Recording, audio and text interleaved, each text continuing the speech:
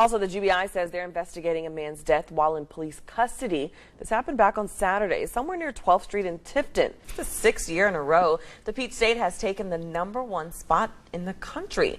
Well, leaders from South Georgia holding a forum last night to let everyone know the importance of being included in the 2020 census. So, Chris, the story for the day when it comes to weather, dry. Not only the day, the weeks, the months. Right now, hundreds of trees litter roadways throughout the region. Others on top of homes and cars.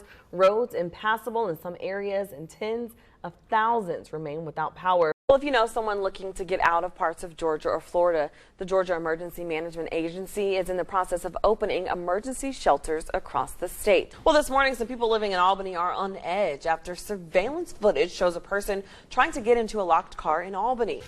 Maybe we can always hope for it. There you go. All right, remember, get the latest from our website, our free app, Facebook, Twitter, and Instagram. Have yourself a good Thursday. We'll see you later.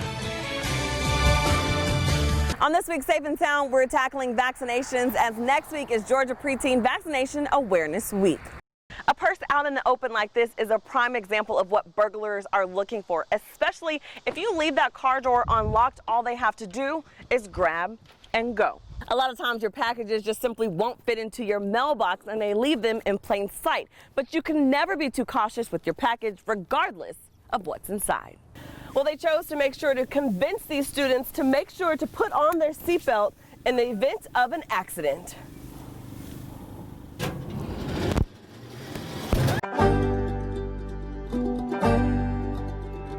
Agriculture, especially peanut farming, is a part of life in South Georgia. The peanut that comes out of these fields touches everyone.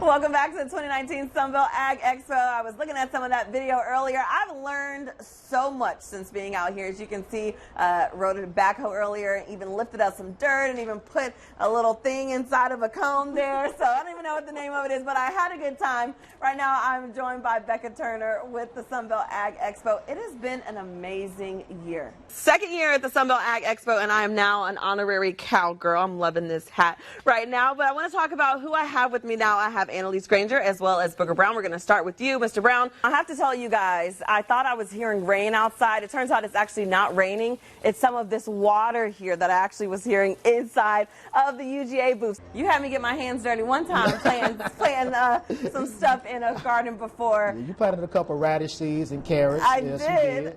So like I was saying, you have the children out there. Talk to me about the education and just the importance of making sure they know how to do that as well.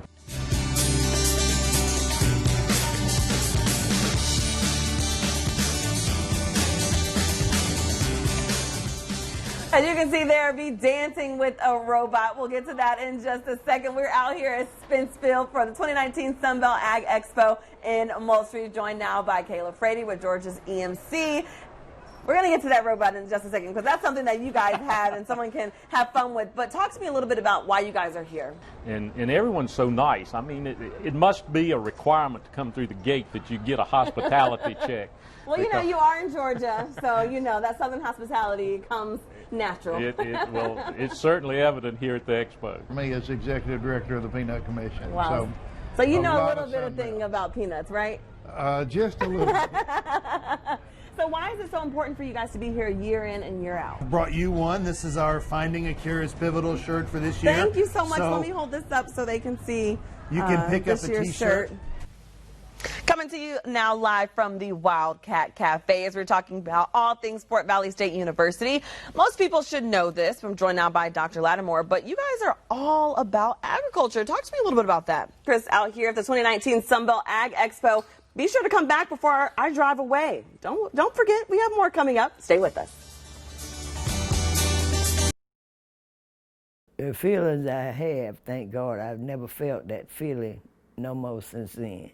Breast cancer survivor and civil rights soldier Evelyn Toney is a key individual in the history of the civil rights movement, not just in Albany, but the entire country. At just 7 years old, she got her first taste of racism at a drugstore. Mother was handing her the dollar. She was like she was handing me the ice cream. And when it got almost in my hand, she said, "To it." She spit in it. I went to crying. Well, fast forward some 13 years later, she didn't know it, but Toney's life would change forever. Toney and a group of NAACP members heard the Freedom Riders were coming through Albany, but they never showed because of an apparent layover. So they bought bus tickets to Jacksonville, Florida to spread their message of equality. They headed to the lunch counter to grab a bite to eat before the ride. By the time we sit down on the stool, Chief Pridgick and his deputies, they came and told us that we got to get out. So they left and went out back to wait on the bus. That was the 22nd of November, 1961. As they were waiting, they got a rude awakening. And next thing we knew, Pridgick and his deputy said, "You all are under arrest." For what? Just come on. And they rolled us back there, locked us up. That looks like the bed that you were in? That's the bed. That is the bed. Wow. And there was 3 of you that were arrested? Right, at first, yeah. And this is the first arrest? First arrest, then we had another arrest that evening. So from a segregated lunch counter to an integrated jail cell, they were arrested for disturbing the peace. They were later released and finally ate at one of the finest black restaurants in town. We were eating the meal that we couldn't get in jail.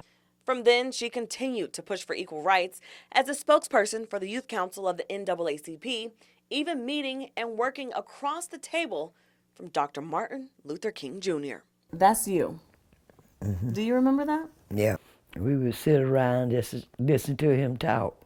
You could almost just see the goodness in it. Now, she says it's important to teach the children our history and how far we've come. Fighting for justice, Toney was expelled from Albany State College, but later honored with a degree from Albany State University. Back to you.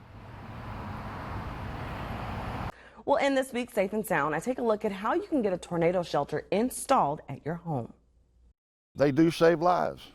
Billy Geck with Lifesaver Storm Shelter says having an underground safe haven is essential in protecting you and your family during a natural disaster. By going underground, you protected yourself, and all our shelters have a double locking system on it that once you pull the lid down, it's going to lock from either side and in the front.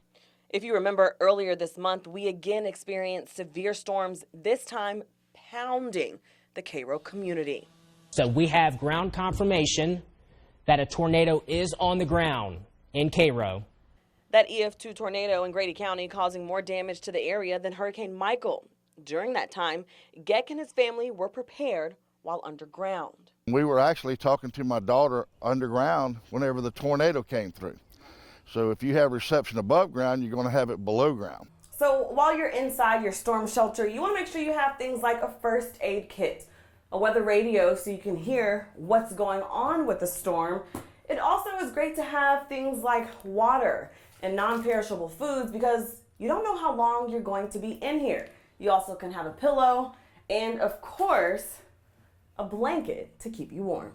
Once you go down and you lock the door, we actually have the lights inside. They automatically come on. And these fiberglass shelters are rated for an F5 tornado up to 300-mile-an-hour winds. Now, this one saved 8 lives in Tanner, Alabama back in 2011. Now, you will need about a 10 by 10 foot area, but all you're going to see is a 3 foot by 5 foot lid. Now, you also can find a storm shelter at your local home improvement store in Albany. Tasha Reed, WALB News 10.